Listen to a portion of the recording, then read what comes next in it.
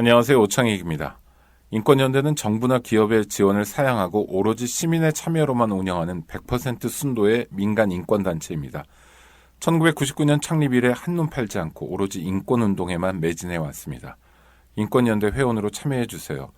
인권연대 회원이 늘어나면 그만큼 인권연대의 활동도 풍부해지고 활발해집니다. 인권연대 회원 가입은 인권연대 홈페이지를 참고해주세요. 감사합니다.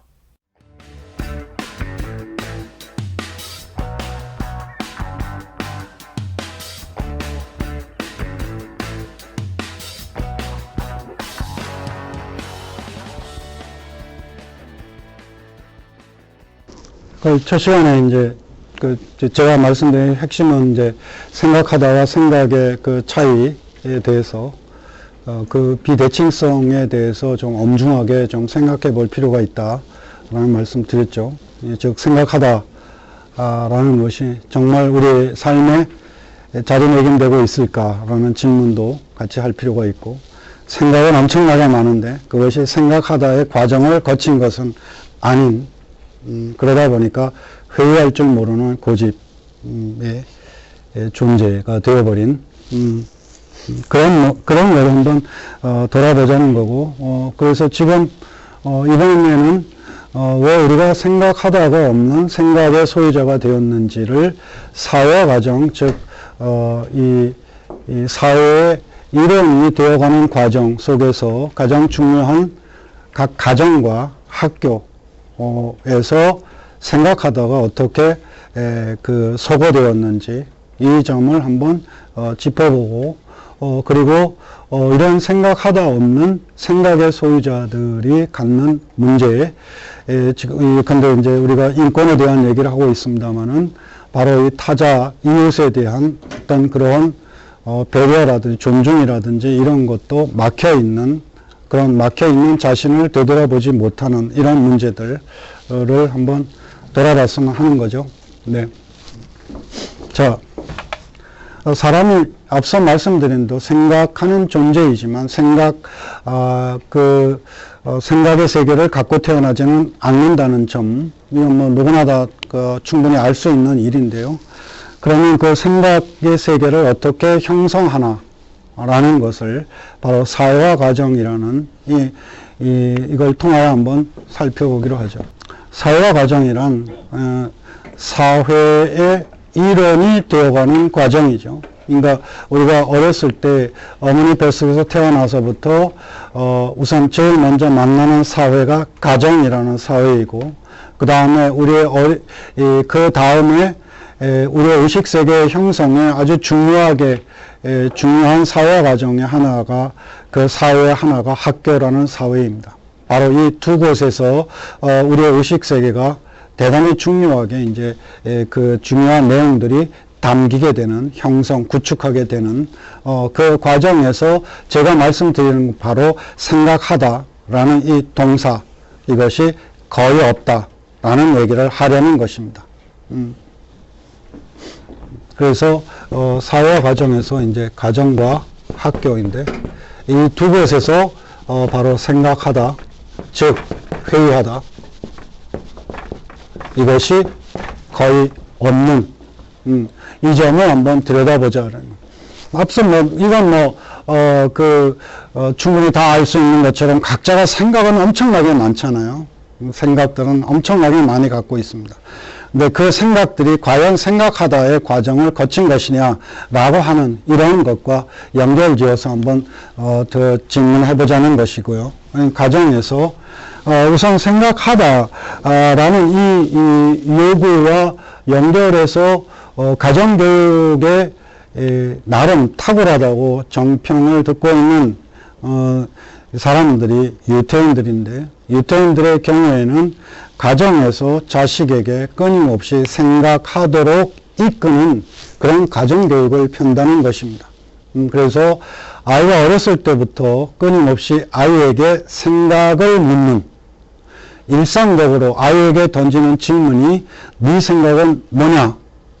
라는 질문을 끊임없이 던지는 이런 교육을 편다는 것입니다. 그러니까 네 생각은 뭐냐? 너는 어떻게 생각하니? 라고 해서 아이를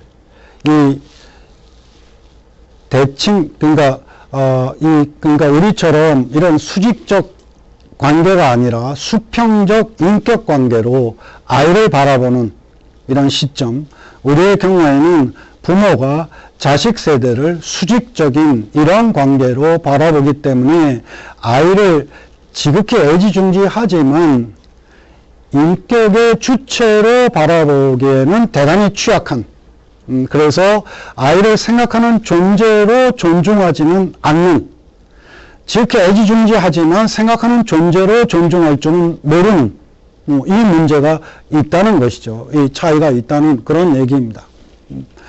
그래서 이건 뭐 우리의 습속이기 때문에 쉽게 고칠 수 있는 문제는 아니겠지요. 아무튼 이 유태인이 이제 그런 유태인과 우리의 경우에는 거의 대척점에 있는 것이 아니냐 하는 것이 제 소견이고, 그런데 그 점에서 이제 한번 우리가 되돌아볼 필요가 있다. 특히 이제 자녀 교육을 할 때 어떻게 하는 것이 그래도 어떤 균형을 가진 그런 의식 세계를 아이에게 가질 수 있게 할 것이냐라는 이 지점에서, 그런 질문에서 중요하게 아이를 생각의 주체, 생각하는 주체로 존중하는 이런 것이 필요한데 그렇지 못하다는 것이죠. 실제로 이것은 그냥 제가 유럽에 있는 동안에 읽은 책에 나와 있는 그런 부분을 그냥 소개해 드리는 것인데요.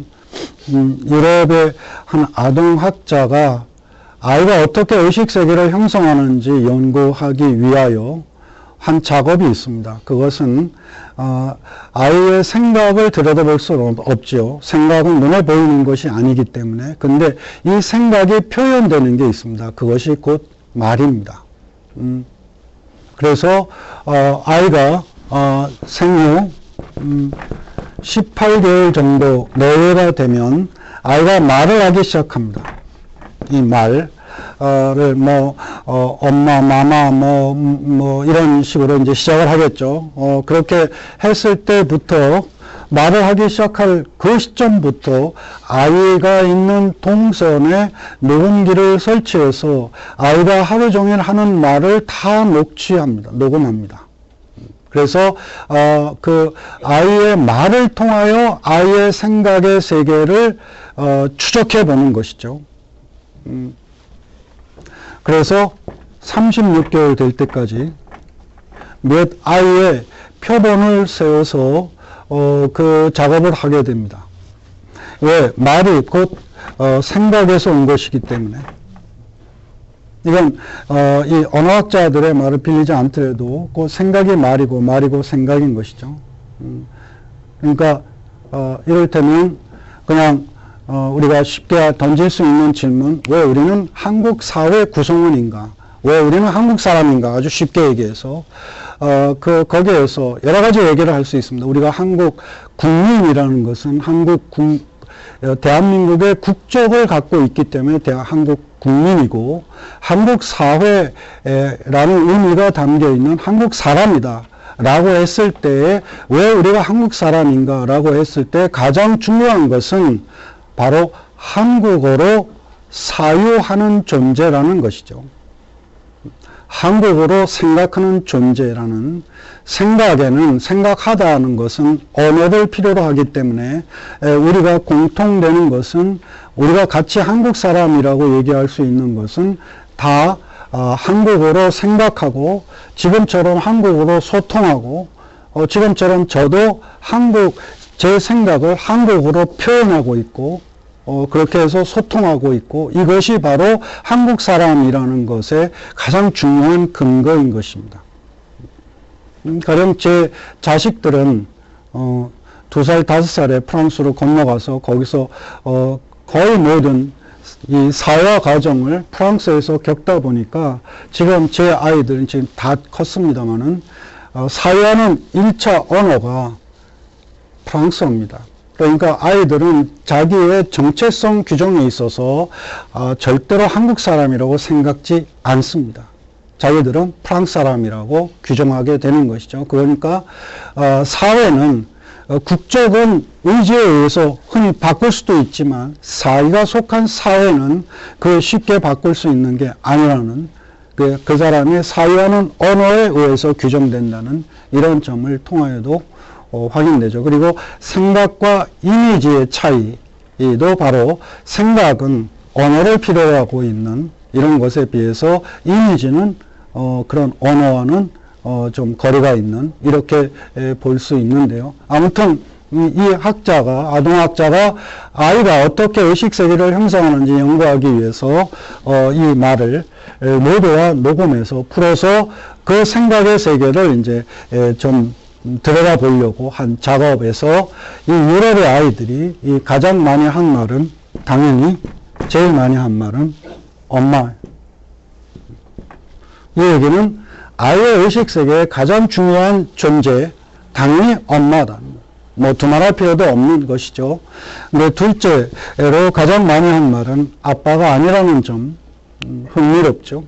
그리고 아빠가 아니고 두 번째 또 흥미로운 건 맘마도 아니었다.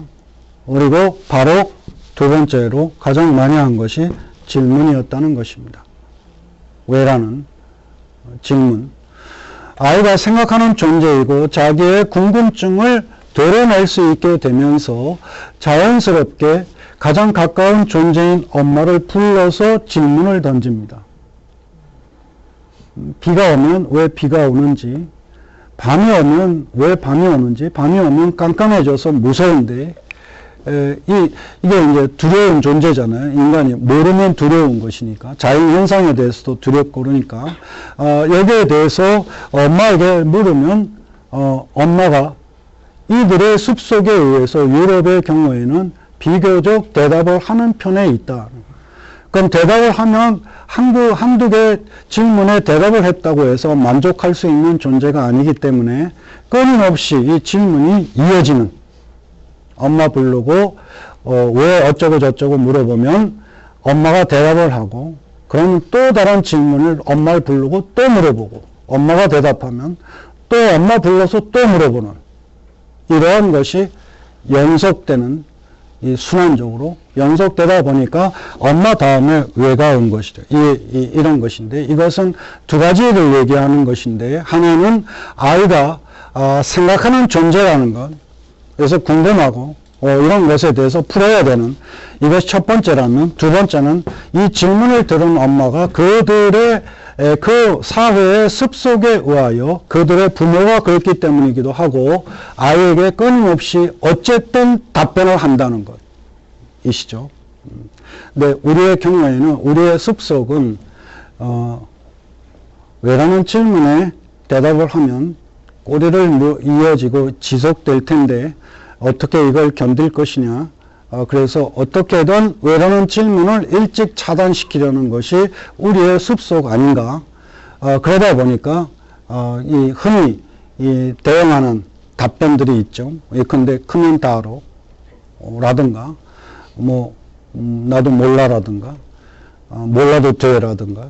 그래도 또 질문하니까 이제 바쁜데 쓸데없는 질문한다 그러고 그리고 심지어는 이제 마침내는 급기야 시끄러 이렇게 되는 거죠. 이러한 과정을 듣게 되니까 가장 가까운 존재인 엄마와 아빠에게서 생각하는 존재인 우리의 어린 시절은 억압 상태에 놓이게 되는, 그러니까 가장 가까운 엄마 아빠조차 거기에 받아주지 않는 이러한 데서 결국 왜라는 질문을 접을 수밖에 없는 이런 상황이 되는 것이 아니냐라는 것입니다.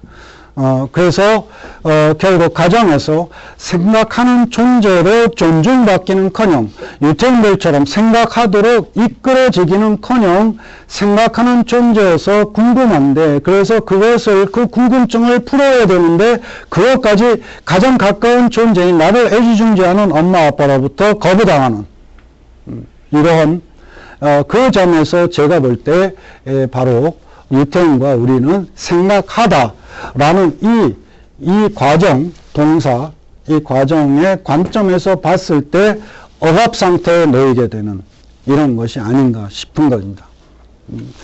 좀 이것은 사실 우리가 좀 바꿔야 될 필요가 있는 습속이 아닐까. 근데 이게 가정 문제고 습속의 문제이니까 쉬운 문제는 절대로 아니겠죠. 그렇지만 우리가 참조는 해볼 그런 것 같습니다. 한 번쯤 돌이켜봤으면 좋을 것 같아요. 앞으로 물론 가정들이 점점 더 조금씩 변화되고 있어서 조금 달라질 수 있겠지만 저희 세대나 뭐 이런 걸 되돌아보면 그 벽에서 아직 그 시간은 좀 더 필요하지 않을까 그런 생각이 들죠. 네, 그 다음에 이제 중요한 건 학교이죠. 이렇게 부모로부터 대화의 상대로 인정받지 못하는 그런 아이가 학교에 가는데 학교에서도 생각하는 존재로 존중되지 않는 이런 것이죠. 그러니까 이게 생각하는 과정을 거치게 하는 것으로 볼 때 이제 문제인데요. 이 학교에서 우리가 공부하는 것은 크게 두 개의 범주로 나누어지지 않습니까? 하나는 인문사회과학, 또 하나는 자연과학, 수학입니다. 이 두 가지 범주인데 인문사회과학은 문자 그대로 인간에 대한 공부, 인문학, 이건 사람 공부입니다. 사람 공부고 사회과학, 이것은 세상 공부입니다. 사실 저는 인문학 또는 사회과학이라는 표현보다 사람 공부, 세상 공부라는 표현이 훨씬 더 좋다는 생각을 갖고 있습니다. 왜냐하면 인문사회과학이라고 그러면 이게 너무 개념적이라고 할까? 이게 나의 삶과 좀 동떨어져 있는, 또는 나아가서 학자들이 주로 하는 학문적인 이런 개념이 강하다는 생각을 갖는 것이죠. 거기에 비해서 인문학이 휴먼 사이언스, 영어로 고치면 휴먼 사이언스, 즉 사람에 대한 공부입니다. 그 다음에 소셜 사이언스, 사회에 대한 공부, 즉 세상에 대한 공부입니다. 이렇게 바꾸면 좀 우리가 해야 하는 것으로 좀 더 다가갈 수 있지 않나라는 생각을 갖는 거죠. 앞서 첫 시간에 말씀드린 짓다라는 표현과 관련해서도 봤을 때 나를 지을 때 결국 내가 사람 공부를 해야 되고 세상 공부를 해야 되는 건 너무나 당연한 이런 것이 되어서 그래서 이렇게 바꿔서 얘기하는 것이 더 낫지 않겠나라는 생각을 개인적으로는 하고 있습니다. 아무튼 인문사회과학 우리가 공부하는 학문으로 우리가 초등학교에 들어가면서부터 공부하는 게 예컨대 그 국어라든지 이거 인문사회과학을 공부하기엔 기본적인 사유세계를 구축하는 데서 너무나 기본인 언어를 공부하는 거, 그 다음에 사회를 공부하고, 그 다음에 중학교에 들어가면 이게 분화돼서 역사나 지리, 정치, 경제, 도덕, 윤리, 철학 이와 같은 학문으로 확장이 됩니다. 그 다음에 자연과학 수학은 이것은 인간 세상 공부, 사람 공부가 아니라 자연 현상에 관한 그야말로 객관적 진실을 찾아내는 학문입니다. 인간의 주관성이 개입할 수 없는 학문이죠. 그래서 이것은 철저하게 객관적인 그런 진리를 찾아내는 학문이기 때문에 정답을 갖고 있고 그 다음에 문제를 풀어야 합니다. 그래서 우리는 수학 문제를 풀고 정답을 찾아내고 무슨 화학 같은 거 정량 분석이다, 경성 분석이다 이런 것을 하고 이렇게 하게 되는데 거기에 비해서 이 사람 공부와 세상 공부는 이것의 핵심은 사유하는 것입니다. 생각하는 것이고 그 다음에 이 사유에 논리를 갖추는 것입니다. 우리가 사람 공부할 때, 세상 공부라고 할 때, 예를 들어서 아주 쉬운 예 중에 하나, 비근한 예가 예컨대 사형제도를 얘기를 한다. 그랬을 때 사형제도에 대해서 우리는 과연 어떻게 생각해야 하나? 또, 내가 그런 생각을 가진 것에 대해 어떤 논리가 있나? 또 요즘 뭐 사드 문제가 있다고 할 때 이 사드는 정말 해야 하는가 하면 안 되는가 라는 문제, 또 한중일 관계, 또 중국과의 관계는 어떻게 해야 되는가, 뭐 이런 것들이 굉장히 복잡한 내용을 갖고 있지만 결국 거기에 대해서도 결국 정답을 갖고 있는 게 아니라 우리 구성원으로서 생각해야 되고 논리를 갖춰야 되는 문제, 페미니즘 문제에 대해서도 마찬가지고, 가령 예를 들면 존엄사에 대해서도 마찬가지고, 요즘 또 조금은 좀 뜸해지긴 했습니다만은, 예를 들면 모병제에 대해서 우리는 어떻게 해야 될 건가 라는 이런 등등, 그 다음에 예컨대 장애인에 관한 문제에 관해서도, 또 성소수자에 대해서도 어떻게 우리는 정말 1차적으로 어떻게 생각해야 할 것인가 라는 이러한 점들에 대해서 이 무궁무진한 이 주제들, 우리가 정말 생각해야 될 것들에 대해서 생각하다의 과정을 거쳐야 한다. 학교에서, 이 과정에서. 그러려면 이 사유하고 학생들에게 생각할 것을 요구하고 거기에 논리를 갖기를 바라면서 그런 과정 속에서 평가를 하려면 필수적으로 해야 하는 것이 두 가지인데, 하나는 글쓰기, 또 하나는 토론. 바로 이것이 학생들에게 글을 쓰도록 하고 토론을 하게 할 때 학생들은 생각하다의 과정을 거치게 됩니다. 꼭 로댕처럼 르팡스를 생각하는 사람처럼 생각할 그런 포즈까지 취하지는 않더라도, 가령 학생에게 사형제도에 대해서 너는 어떻게 생각하겠니?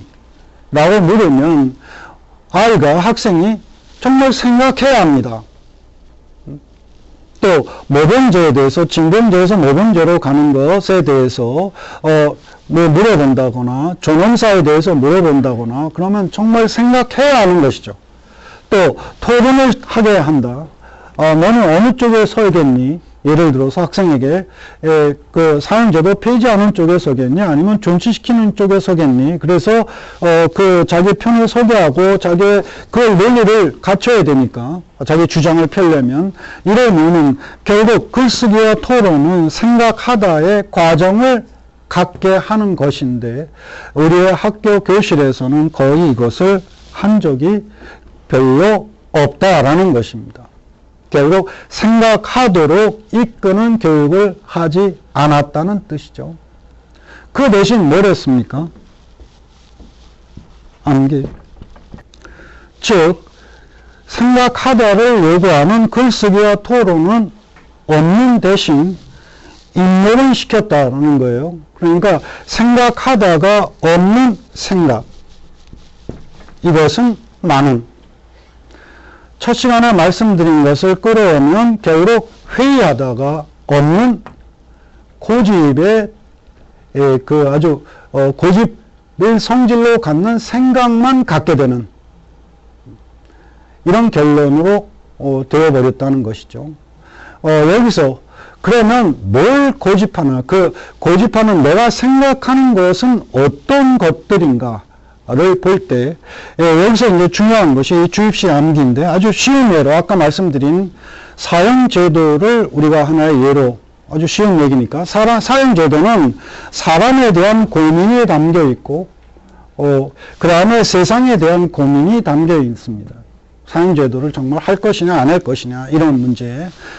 그 다음에 가해자의 인권만 생각할 것이냐, 뭐 등등 여러 가지가 복합적으로 담겨 있기 때문에, 그런데 그렇게 사형제도를 읽으면 학생에게, 예컨대 사형제도에서 학생은 어떻게 생각해야 하냐, 어떻게 생각하니? 라고 묻는 것, 이것이 거듭 강조합니다만 학생에게 생각하도록 이끄는 것이라면 그것은 당연히 글쓰기와 토론의 과정을 거치지 않을 수 없다.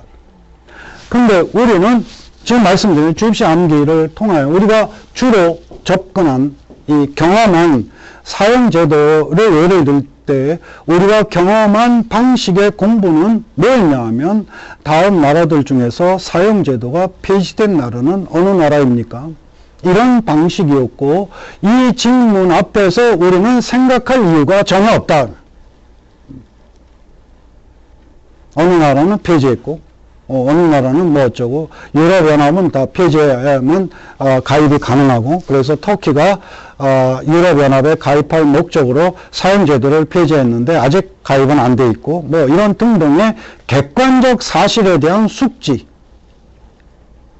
사형제도에 대해서 내 생각을 묻는 게 아니라 사형제도가 지금 어떻게 되어 있는가에 대한 숙지가 주 내용인 이런 상황인 것이죠. 그래서 이 경우에는 결국 생각하다가 없는 주입식 암기, 우리가 그런 방식으로 주로 공부했기 때문에 생각하다가 없는 생각을 갖게 되는데, 이 문제만이 아니라 즉 회의할 줄 모르는 고집의 내용만 갖는 이 문제가 뿐만 아니라 그 고집하는 것들의 실제적인 주체가 누구인가 라는 문제로 확장시켜 가면, 여기에서 글쓰기와 토론은 누구 하나, 이건 학생 각자 내가 있다,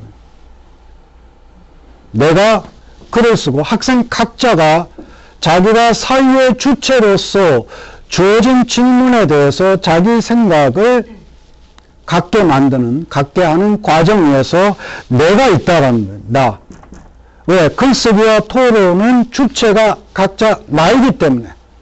근데 주입식 암기 교육일 때 학생들은 전부 철저한 대상이라는 거예요. 이 점이 또한 대단히 중요한 부분입니다. 그러니까 주입식 암기 교육에는 각자 내라는 게 없고, 모든 학생이 전체가 그냥 하나인, 그래서 내가 없고 모든 학생이 하나인, 즉 이것이 전체주의라는 거고, 이 학생회는 글쓰기와 토론을 하는 그것 자체가, 교실에서 학생 각자가 글쓰기를 하고 토론하고 하는 것 자체가, 그 형상 자체가 우선 주체적입니다. 학생 각자가 글을 쓰고 학생들이 나서서 토론하고, 이 모습 자체가, 모습 자체가 주체적인 것에 비하여 교사에 의하여 판서 쓰는 것을 다 따라서 쓰고 그것을 달달달 암기하는 이 모습 자체가 대상화되어 있는 것이고, 전 학생이 전체주의적 학생 각자의 개별성, 개성, 학생 각자의 정체성, 이런 것들이 철저하게 무시되는, 이 학생에는 여학생도 있고 남학생도 있고 뭐 부잣집 집안 아이도 있고 가난한 집안 아이도 있고 성소수자일 수도 있고, 이러한 그 학생 각자의 처지와 예를 들면 계급성이라든지 정체성이라든지 이런 개별성이 이 철저하게 무시되는, 결국 사람 공부와 세상 공부를 한다면서 이제 이런 문제, 나라는 존재가 소외된 이런 공부, 그건 사실 사람 공부, 세상 공부라고도 조차 하기 어려운, 이게 뭐 전체주의 교육 방식인데, 이것이 왜 이렇게 됐나라는 것은 도말할 것도 없이 우리의 근대 교육이 일제 때 자리 잡혔다는 문제, 군국주의 일본 시절에 자리 잡혔다는 이 문제와 대학 서열화가 이제 그런 결과를 빚었는데, 여기에 대해서는 길게 말씀드릴 시간은 없고, 다만 이제 제도적인 굴레, 대학 서열화라는 굴레, 이 그것이 결국 자연대학 수학처럼 정답이 있는 학문으로 이걸 만들어야 학생 줄 세우기가 대단히 쉽다라는 것이죠. 그러니까 앞서 말씀드린 대로 쉽게 예컨대 대학 서열화는 학생을 줄 세우도록 요구하고 있는데, 이것은 줄 세울 수 있는 학문이죠. 정밀과학이니까. 그러나 이건 절대로 줄 세울 수 있는 학문이 아니거든요. 예를 들면 학생회에 학생 각자에게 사형제도에서 학생의 생각을 피력해라. 그래서 글을 썼어요. 그럼 이걸 놓고 어떻게 정확하게 줄을 세울 수 있습니까? 불가능하죠. 안 하는 거예요. 그러니까 그건 안 하고, 대신 다음 나라들 중에서 사형제도가 폐지된 나라는 어느 나라냐, 여기에 대해서는 정답이 있는, 이렇게 축소시켜서 그걸로 그 학생을 줄을 세울 수 있기 때문에 그렇게 왜곡시킨 것이죠. 그러한 제도적 굴레와 역사적인 굴레, 근대식 교육이 일제 때 시작됐다는 이 문제, 그래서 전체주의적인 이런 문제가 같이 결합돼서 나타난 모습이고, 그래서 우리에게는 인문사회가 공부, 사람 공부, 세상 공부를 한다면서 내가 없는 이런 공부를 하게 되는, 그래서 엄밀한 의미에서 우리는 초중고 시절에 인문사회과학을, 즉 사람 공부, 세상 공부를 해본 적이 없는. 어떠세요? 공부 열심히 하셨는데 초중고 시절에 얼마나 공부 많이 하셨습니까? 무엇이 남아 있으신가요? 참 심각하죠. 이거는 사실 심각한 문제입니다. 여러 가지 문제가 있는데 두 가지 말씀드리면, 이 사람 공부, 세상 공부, 그 학교에서 공부 잘하셨으면 저도 공부 잘했는데요.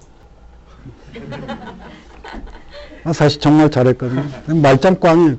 말짱꽝인 게, 이 공부 잘하는 건 뭐냐, 뭘 뜻하냐, 이게 공부 잘하는 것은 사람에 대한 이해를 하고 세상을 안 보는 눈을 떴다는 것이어야 되잖아요. 한국에서 이 과목 공부 잘한다는 것은 그냥 시험 본 다음에 잊어버린다는 거고, 공부 못한다는 것은 시험 보기 전에 잊어버렸다는 겁니다.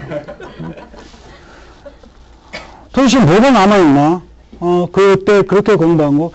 정말 초중고 그 12년 동안 인문사회가 사람 공부, 세상 공부에 대해서 저한테 남아있는 거 거의 없고, 제가 지금 나름대로 뭔가 갖고 있다 그러면 나중에, 아니면 그 학교 다니는 시절에 읽은 책들, 이것이 주된 내용이지, 그렇게 오랜 동안 공부한 건 정말, 거의 그 흔적도 찾기 어려울 만한, 그렇게 말하면 좀 심하긴 하겠습니다만은, 그런 지경이 아니냐.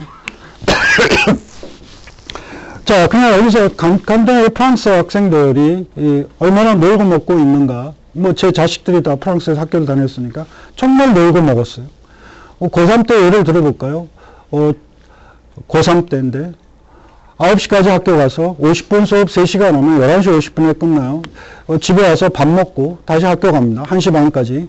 그래서 3시간 공부하면 4시 20분에 끝나요. 월요일 6시간 수업하고, 집에 와서 뭐 하냐? 그냥 놀아요. 화요일날 월요일하고 같고, 수요일은 오전 수업만 하고 3시간, 그 다음에 목요일 금요일 6시간 수업하고, 그래서 월화 목금이 6시간 수업, 24시간 수업, 수요일날 3시간 수업, 27시간입니다. 주 27시간. 여름방학 10주인데 방학 숙제가 없습니다. 그냥 판판 놉니다. 정말 뺀질거릴 만큼 이렇게 노는데, 근데 그 아이들이 고3 때 대학입학 자격시험에 어떤 문제를 놓고 맞서는가, 이런 걸 보면 놀랍죠. 예를 들면 경제사회, 역사, 지리 이런 거, 역사, 지리 전부 이제 이 대학입학 자격시험에 글쓰기로 나옵니다. 글쓰기. 그러면 어떤 얘기가 나오냐? 대학입학 자격시험에 이 역사학자의 관점에서 알제리 독립전쟁에 대해서 써라. 이거예요. 또 철학 얘기를, 그대로 알제리 전쟁이 굉장히 중요한 주제이긴 하니까, 현대사에서. 근데 철학을 예를 든다면, 문제가 3개 나오는데, 그 중에 하나를 택해서 4시간 동안 논술하는 겁니다. 여러분이 한번 프랑스 고등학교 3학년이 됐다고 치고, 한번 그 문제와 한번 잠시 만나보시죠. 3개 중에 하나를 택해서 4시간 동안 논술하는 것입니다. 자, 제 기억에 남는 거는 그냥 몇 개 말씀드릴게요. 적게 일하는 게 잘 사는 것입니까? 노동시간을 줄여야 그것이 잘 사는 것이냐, 이 얘기입니다. 이게 바로 작년에 나온 문제 중에 하나예요. 그 다음에 나는 누구인가? 라는 질문은 정확한 답변을 허용합니까? 신이 없다면 인간의 모든 행위가 용인될까요? 예술가는 실정법을 어겨도 괜찮습니까?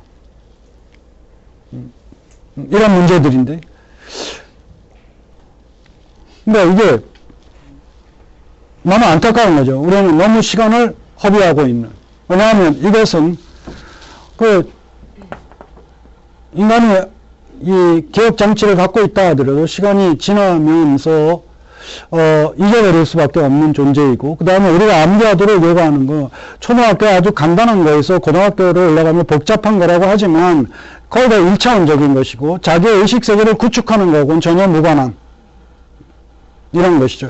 글쓰기와 토론은 내가 있기 때문에 나의 의식세계를 구축한다는 점에서 대단히 중요한 그런 의미를 갖고 있습니다. 아무튼 그러한 문제로 내가 없는 이 문제인데, 그러니까 나의 주관성, 주체성이나 이런 것이 없는 대신에 주입식 암기를 하고 있는 학교에서 주입식 암기를 하게끔 만드는 이 내용은 이것은 누가 선택합니까? 학생들에게 모두 다 숙지하라고 하는 내용을 이걸 아주 노골적으로 보여주고 있는 것이 지금 박근혜 정부가 보여주는 게 국정화입니다.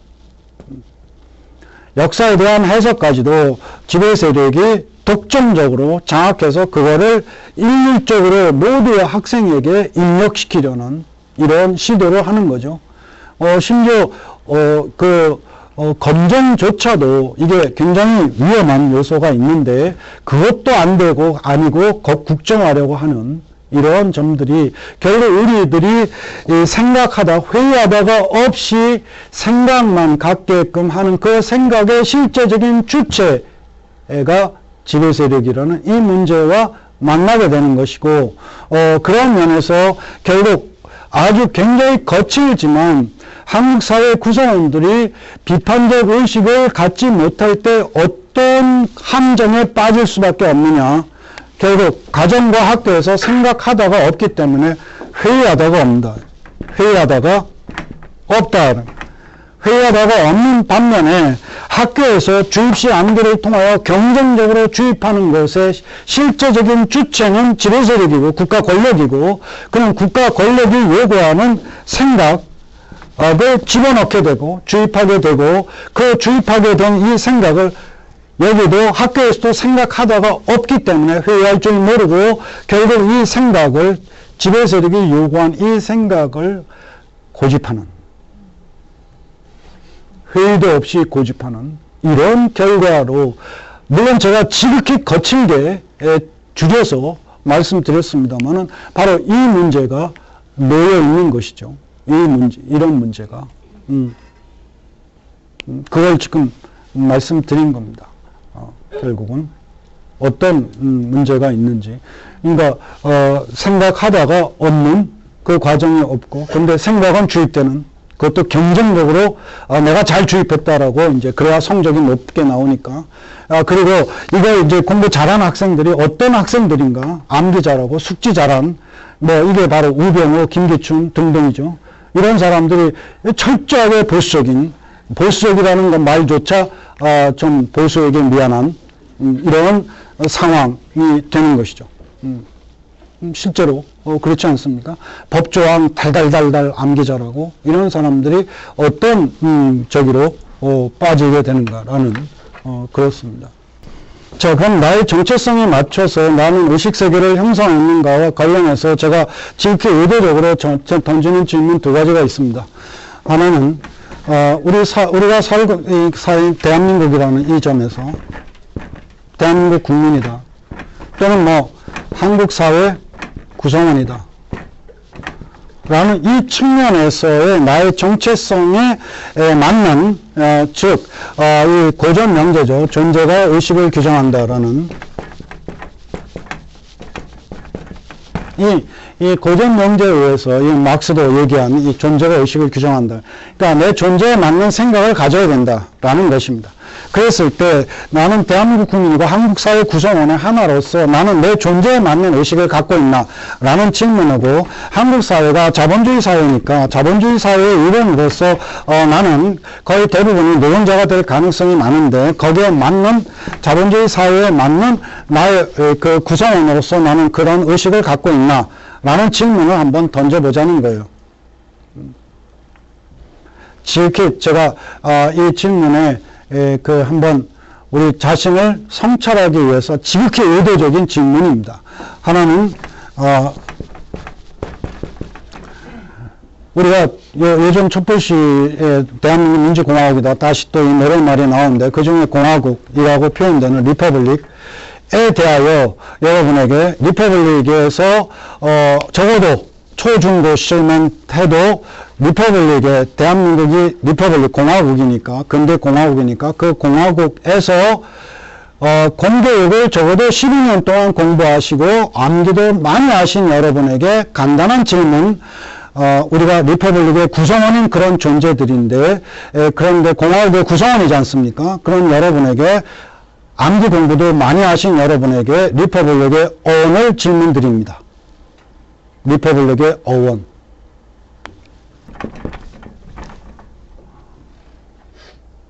12년 동안 공교육을 받으셨고, 암기 교육도 그렇게 철저하게 하셨는데, 왜 리퍼블릭의 어원은 여기 안 들어 계세요? 이거 어떻게 이해해야 할까요? 이런 것은?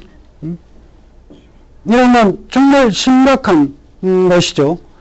제 판단은 이 지배 세력이 몰랐을 수도 있고 알고서도 가르쳐주고 싶지 않았을 수도 있다라는 생각인데 미필적 고의죠. 뭐 어쨌든 바로 이게 이제 제가 지극히 의도적으로 끄집어냈다라고 말씀드린 것도 이제 그런 인데, 저는 이것이 이제 가장 핵심적인 가치가 이제 공개념이라는 이것을 우리가 확인해야 된다. 라는 말씀 드리고 싶은 거고, 이게 우리가 퍼블릭 에듀케이션, 우리가 공교육이라고 말하든 공공성 공익이라고 말하든 우리 사회, 이 대한민국이라는 나라가 민주공화국이라는 이런 표현을 갖게 됐을 때 민주주의와 함께 공공성을 그 국가의 기본적인 가치로, 국가적 가치의 토대로 가져야 되는데, 지금 최순실인가 뭐 하여튼 이 게이트, 박근혜 최순실 게이트를 통해서도 확인되듯이 국가 자체가 사적 소유물이 되는 이런 양상이 되지 않습니까? 이게 엄청난 상황인데, 이게 바로 리퍼블릭 자체가 갖고 있는 가장 중요한 이 리퍼블릭, 이 퍼블릭 개념, 이 말의 자체가 이게 상식적으로도 우리가 같이 공유돼야 되는데, 레스푸블리카, 레스는 영어의 신즈, 퍼블릭은 푸블리카는 퍼블릭, 이 라틴어인데요. 퍼블릭 신즈입니다. 즉 공적인 것들을 리퍼블릭이라는 말로 이제 된 것인데, 이게 이제 키케론이 뭐 이런 세네카 이런 쪽 그 당시 공화주의자가 이제 강조했던 얘기고, 여기서 이제 레스포폴리스 뭐 이런 인민의 것이다 이런 주장들이 나오고, 하여튼 이런 얘기들은 이제 역사적인 맥락입니다만은 어쨌든 핵심은 퍼블릭 공개념이다. 이것이 이제 텅 비어 있는 우리의 현실. 그러니까 어떤 얘기를 하냐면 굉장히 거북한 얘기가 있습니다. 예를 들면 한국에 아주 부패가 많다. 그러니까 부패공화국이래요. 부패하고 공화국이 공공성을 담고 있는 것인데 이걸 어떻게 접목시키냐. 부패왕국이라고 하는 건 말하게 되는데, 부패공화국, 이건 말이 안 된다. 연결이 안 되는 거죠. 왜? 공화국이라는 것 자체가 공익을 얘기하는 것인데, 공공성을 얘기하는 것인데, 거기다 또 삼성공화국. 이것도 참 굉장히 거북한 거예요. 저 같은 사람은. 삼성이 지배하고 있다라는 의미는 이해하겠는데, 공화국은 공공성을 담고 있는데 삼성이 공공성 이거하고 안 맞기 때문에 얘기하는 것인데, 그러니까 삼성 왕국이라고 얘기하는 건 좋지만 이런 그런 것들이 참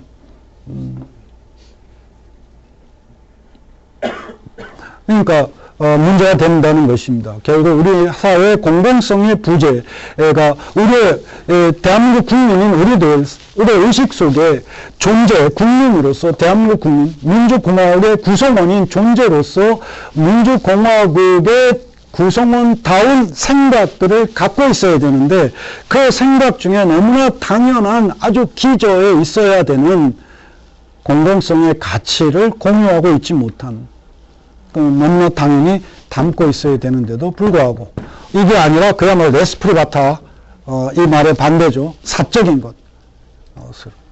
것을 주로, 이게 사적인 것을 추구해야 되지만, 공적인 것을 같이, 그래도 좀, 균형 있게 같이 담고 있어야 되는 게 아니냐.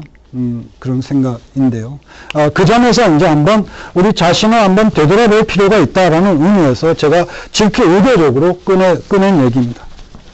그 다음에 자본주의 사회의 일원으로서 이것도 지극히 의도적인 것인데요.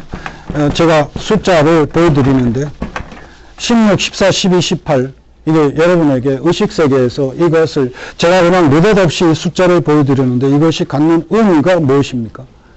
쉽게 이게 뭔가요? 제가 뭔 얘기를 하고 싶어 하는 걸까요? 이거 그냥 일씩 줄어들었어요. 수요일입니다. 수요일이고, 로또 복권, 이거 나오다가 하나가 아직 덜 나오는. 이게, 이럴 때면, 이게 제가 직접 그런, 지금 물어보진 않았지만, 유럽의 청년들, 젊은이들이나, 이런 사람들에게 이거, 들이대면, 그래도 적지 않은 사람이, 이게 노동시간이다. 말이 나올 것이다. 라는 겁니다. 자본주의 사회 아래 노동자에게 요구되었던 노동시간의 계략적 변화다. 그러니까 19세기 초반, 유럽에서 자본주의 축적기의 노동시간이 16시간. 새벽 5시부터 저녁 9시까지. 여러분이 혹시 봤을 수도 있는 레미제라블에 나오는 그 당시 이게 1820년대인데 코제트 엄마 팡틴이 잠시 공장에서 일하는 장면, 구슬 공장에서 일하는 장면이 나오는데 그 장발장의 사장이면서 시장인 저기서 그래야 쫓겨나잖아요. 그 당시에 팡틴이 일했을 시간이 16시간. 그 16시간 준 게 1830년대 일입니다. 그 다음에 12시간 내지 10시간이라, 주로 12시간이라 19세기 후반인데요. 이때 1886년 5월 1일 날 그 유명한 시위가 있지 않습니까? 미국에서. 이게 바로 메이데이의 출발점인데, 이게 메이데이지 않습니까? 그때 바로 8시간 주창하면서, 왜냐면 12시간 내지 10시간 일하면서, 이때 이제, 빵과 장미 담론이 나오죠. 빵과 장미. 24시간을 3으로 나누어서 8시간은 휴식, 자야 되고 8시간은 내가 먹고 살아야 되니까 빵을 위해서 일해야 되고 일하고 그 다음에 8시간은 내 장르를 가꾸고 싶다. 즉 내 시간을 갖고 싶다. 내 자유의 시간을. 이게 바로 1886년 5월 1일의 시위, 그 유명한 시위인데 근데 자본주의 사회에 살고 있는 우리들조차 이 메이데이가 무슨 의미인지조차 제일 모르는, 배운 적이 별로 없는, 이때도 미국 경찰이 발표해서 사람 죽이고 아무튼 이런 과정을 거쳤고 제2인터내셔널 이런 과정을 거쳐서 이게 노동절이 됐고 세계 노동자들의 축제가 되는 이런 배경인데요. 아무튼 지금 오늘날 8시간 노동제를 하게 된 것이 그냥 하늘에서 뚝 떨어진 게 아니고 실은 이 자본주의 사회 아래 노동자들의 피눈물 나는 이 싸움과 투쟁과 희생의 그 결과물이 지금 우리가 같이 누리고 있는 이런 것인데, 물론 이렇게 정확하게 이렇게 흘러온 건 아닙니다만은 중간에 11시간도 있었고 이렇지만 이걸 보고 그래도 이게 바로 노동시간이다라는 이런 것 정도의 의식세계가 우리에겐 필요하다라는 거예요. 근데 우리가 얼마나 멀리 있나, 우리 자신의 의식세계가. 바로 우리 자신이 나의 정체성, 대한민국 국민이라는 정체성으로 볼 때도 자본주의 사회의 이론이라는 현대 우리의 모든 사람이 이론이라는 그런 존재의 자리에서 봤을 때 나의 의식이라는 게, 내가 고집하고 있는 의식이라는 것이 내 존재가 가져야 되는 것하고 얼마나 멀리 있나. 그런데도 내가 지금 현재 갖고 있는 것만 고집하고 있는 우리 자신을 한번 돌아볼 필요가 있지 않겠나라는 것입니다. 이제 시간은 거의 다 됐습니다만은 처음에 제기한 질문에 답을 구하고 마치겠습니다. 제가 질문 드릴 시간도 거의 못 드렸네. 조금, 점심시간 조금 줄이시죠, 그죠? 네. 아까 질문 드린, 내 생각은 어떻게 내 생각이 되었나? 라는 질문에 대한 답입니다. 이것을, 자, 다시, 아까 제가 질문 드린 거, 고집하고 계시고 앞으로 바꿀 가능성도 크지 않은, 지금 현재 갖고 있는 의식세계, 생각의 세계, 인식의 총체성, 그것, 갖고 태어나지 않으셨는데 그걸 이제 고집하면서 살아가시는데, 아까 잠시 제가 질문 드렸잖아요. 그 창조한 거 아니시라. 그럼 선택한 것이냐? 선택한 거 질크 미미하다. 그럼 그 선택한 부분을 좀 더 분석적으로 좀 접근해 보자라는 의미입니다. 어떤 게 있을까? 그리고 그 선택한 것을 어떻게 하면 늘릴 수 있을까라는 그런 것이죠. 자, 내 생각 어떻게 내 생각이 되었나? 이것을 내가 주어로서 참여해서 갖게 된 생각이 있고, 나는 그저 대상으로 살다 보니까 나에게 암기하라고 하니까 내가 암기해서 갖고 있고 하는 등등, 지극히 객체로서, 이런 주체로서 이렇게 나눠보자. 지금 내가 갖고 있는 것 중에 이 과정을 통하여 내가 참여해서 갖고 있는 것과 나는 그저 대상 객체로서 살다 보니까 갖게 된 거, 예를 들면 주입받은 거, 아까 얘기했잖아요. 제도 교육을 통하여 이거의 실제적인 주체는 국가 권력이다. 이게 제도 교육. 실제적인 주체는 국가 권력이. 그 다음에 흡수한 것. 어디로부터? 엄청난 우리 환경을 지배하고 있는 매스미디어. TV라든지 이런 걸 통하여 흡수한 것들.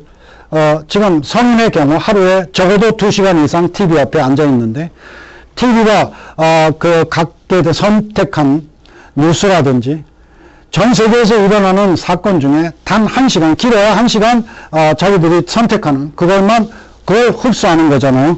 이런 걸, 매스미디어의 90% 이상은 이것은 결국 자본이 점유하고 있는 것입니다. 자본, 90% 이상.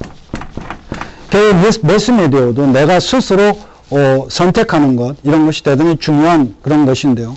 아무튼, 90% 이상은 자본이, 이 제도교육은 국가 권력. 결국은 내가 한국의 상황에서는 특히 내가 대상으로서 의식세계를 주입하거나 흡수할 때 실제적인 주체는 지배블록이라는 것입니다.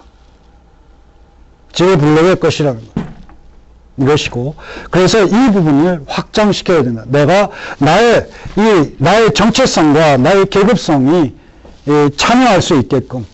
그래서 좀 더 주체적인 의식세계를 형성해야 되는데, 여기서 중요한 것은 두말할 것도 없이 책입니다.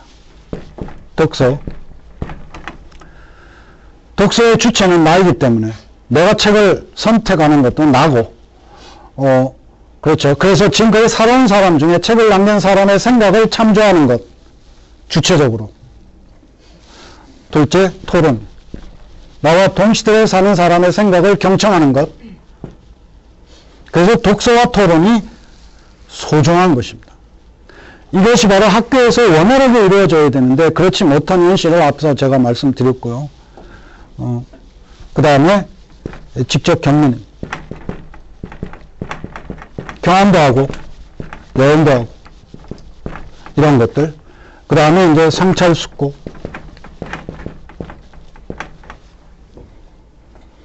여러분은 이 자리에서 지금 그 경찰청의 인권센터라고 되어 있습니다만 이게 80년대에 어떤 자리였는지 또 이제 저기도 직접 이제 보시기도 할 텐데요. 직접 경문 이런 거 성찰 숙고. 이건 이 네 개의 경문은 주어가 나입니다. 내가 주체인 것이. 나의 계급성과 계급성을 포함한 이 정체성이 작용하는 거예요. 함께. 그 안에서 이렇게 나누어서 나의 의식세계의 지금 갖고 있는 의식세계의 실적인 주체는 어느 쪽에 있을까? 거의 대부분은 이쪽에 너무나 많이 있는 것이죠. 체제 순종적이고 그런 비판의식을 찾기 어렵고 이게 대부분의 모습입니다. 그럼 여러분 중에 그래도 이 자리에 오셨고 하니까 어떤 계기가 있었을 것 같은데 그래서 나는 나름대로 한국 사회에 대해서 하여튼 여러 가지 면에서 비판적 의식을 갖고 있다. 그럼 비판적 생각을 내가 갖고 있다. 라고 하시는 분은 그 비판적 생각을 어떻게 내가 갖고 있을까를 한번 이 구도에서 한번 찾아보시면 아시겠습니다만은 분명히 편차가 있으시겠지만 비판 의식을 갖고 계신 분 중에 이걸 통하여 갖고 계시다는 분 없습니다. 불가능해요. 불가능하고 한국에서 비판의식 형성하는 사람의 그 한국 사회 구성원 중에서는 비판의식 형성하는 사람이 소수에 지나지 않는데 이 소수의 사람은 거의 비슷한 경험이 있습니다. 그게 바로 선배를 잘못 만나는 경험이고 이 선배를 잘못 만나는 경험에 의해서 중요한데 그것이 이게 아주 한국의 특수한 모습 중에 하나입니다. 사실 따지고 보면 그 선배가 뭐랬느냐 다른 거 아닙니다. 이쪽으로 안내해준 사람. 토론을 제기합니다. 그 선배가 하는 거 뻔해요. 말 겁니다. 너 전태일이 누군지 알아? 이렇게 말 거는 거나, 아니면 한국이 어떻게 왜 분단됐는지 알아? 이런 등등, 한국 현대사에 대한 질문이거나, 노동 문제에 대한 질문을 던지죠. 그리고, 이 질문 앞에서 좀 벙쪄 있으면 뭐 아무래도 같이 우리 좀 책 좀 읽어야 되겠다. 이렇게 되는 거예요. 그러다 보니까 이것만 갖고 있던 의식 세계에 대해서 스스로 회의하는, 바로 회의의 문제. 회의의 계기를 준 것입니다. 그 선배가 한 얘기라고는 다른 거 아니에요. 바로 질문을 제기했고 토론을 제기했고 같이 책을 읽자라는 걸 통하여, 이걸 통하여 갖고 있는 자기 의식 세계에 대하여 회의의 기회를 준, 이게 선배의 역할입니다. 근데 이나마 지금 그 선배도 사라지고 없습니다. 점점 없어지고 있죠. 그러면 어떻게 비판 의식을 형성할 것인가? 선배가 아닌 사람, 선배를 만나지 않은 사람 중에 나름대로 비판적 의식을 갖게 된 사람은 자기가 정말 쓴 경험을 해야 합니다. 쌍용자동차 노동자들이라든지 직접 경험하는, 아니면 성주 군민이라든지 사드 문제에 직접 부닥치는, 그 전에 있었던 그러니까 밀양의 송전탑, 이런 실제로 경험하지 않고는, 그분들 나중에는 이제 녹색당에 입당도 하고 그런데, 그 밀양할매 분들이 집단으로, 그런데 그분들이 과연 송전탑 사건이 있기 전에 어느 당의 표를 열심히 주었을까? 대충 감이 잡히잖아요. 그랬을 때마다, 그때마다 한 번이라도 내가 제대로 하고 있나라는 회의라도 했을까요? 기대할 수 없다. 그만큼 이 의식세계에 대한 이 문제가 간단한 문제가 아니라는 거죠. 근데 또 하나의 문제는, 지금 현재 문제가 뭐냐면 선배가 사라지고 있는 문제와 함께 또 하나의 또한 구조적인 문제인데, 이 선배를 통하여 비판의식을 갖게 된 사람들조차 제가 지극히 낮은 수준에 머문다는 것입니다. 왜? 상대적 우월성 때문에. 내가 선배를 통하여 비판적 의식을 갖게 됐다라는 것이, 선배를 만나지 못한 사람이 너무나 많이 있고, 동창들 만나도 그렇고, 얘기도 잘 안 통하고, 이런 것에 비해 나는 이미 그 의식이 깨어났다, 비판의식을 갖고 있다라는 데서 오는 오만성.